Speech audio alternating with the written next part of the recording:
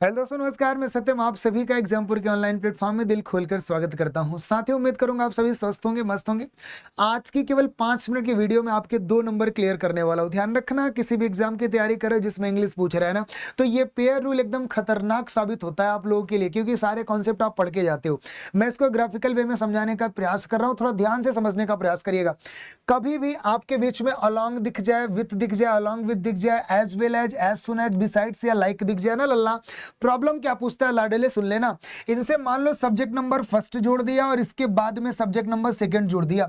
अब आप सोचते हो वर्ब किसके अकॉर्डिंग लगाओगे, तो लल्ला सुन लेना, वर्ब हमेशा अकॉर्डिंग टू S1 जाता है। किसके?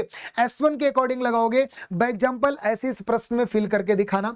लिखा ही विद हिज फ्रेंड्स। अब देखना, ही हमारा सब्जेक्ट नंबर फर्स्ट हो गया बच्चा, विद से आपने जोड़ा, हिज फ्रेंड्स हमारा सब्जेक्ट नंबर सेकंड होगा।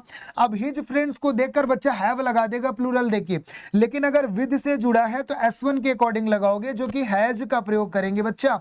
एक बार ध्यान रखना, ये कॉन्सेप्ट आएगा तो इस प्रकार कर देना। आगे देखते पेयर रूल में और कुछ पूछ सकता है साथी? हाँ, पूछता है। आपको पता है इधर के साथ और का पेयर होता है बच्चा, नीदर के साथ नॉर का पेयर होता है, नॉट ओनली के साथ बट आल्सो का पेयर होता है। ये कंजुगेट करते हैं आपस में। लेकिन पूछा क्या जाता है आपसे, किस प्रकार से वर्ब फिल करेंगे।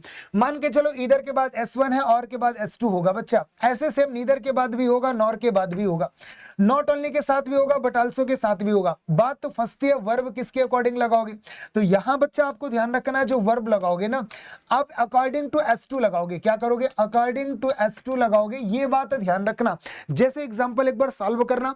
मैंने बोला इधर से यू जुड़ा सब्जेक्ट नंबर फर्स्ट और के बाद ही जुड़ा सब्जेक्ट नंबर सेकंड। सर ने बोला था इधर के साथ और का पेयर होगा, तो वर्ब S2 के अकॉर्डिंग लगाओगे, यू के अकॉर्डिंग ना लगा के ही के अकॉर्डिंग लगाएंगे। तो बच्चा ही के अकॉर्डिंग क्या लगेगा आप मुझे बता दो, हैज लगेगा।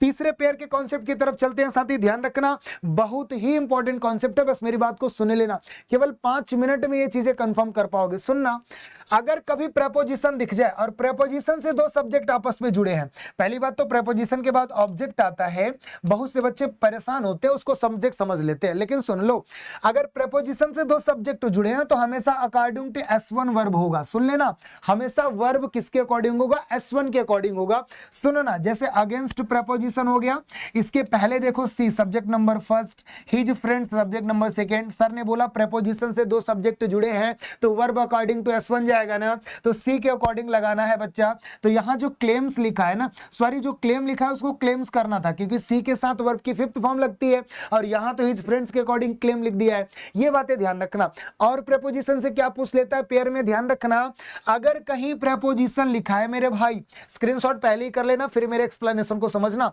कहीं प्रेपोजिशन है और प्रेपोजिशन के पहले और बाद में नाउन जुड़ा है। क्या जुड़ा है? ध्यान रखना, अगर वो सेम नाउन है मेरे भाई, क्या है? अगर वो सेम नाउन है तो वो दोनों नाउन सिंगुलर होगा। जैसे यहां लिखा अपॉन, देख लो अपॉन दिख रहा है कि नहीं बच्चा? अगर अपॉन दिख रहा है तो अपॉन प्रेपोजिशन है, यहां आफ्टर दिख रहा है तो आफ्टर प्रेपोजिशन है। इसके पहले रो इसके बाद भी रो, मतलब सेम नाउन है। सेम नाउन है तो रो अपॉन रोज नहीं, रो अपॉन रो करो, दोनों नाउन सिंगुलर होंगे। बोलो हाँ या ना। यहां देखो आफ्टर प्रेपोजिशन, इसके पहले स्टेयर इसके बाद में स्टेयर, तो दोनों सिंगुलर होंगे कि नहीं भाई? तो स्टेयर्स नहीं करना, stair after stair, row upon row. बात समझ गए ना? तो केवल 5 मिनट में ये चीजें कंफर्म कर सकते थे अल्लाह, और हर एक एग्जाम में 2 नंबर का जरूर पूछता है। धन्यवाद।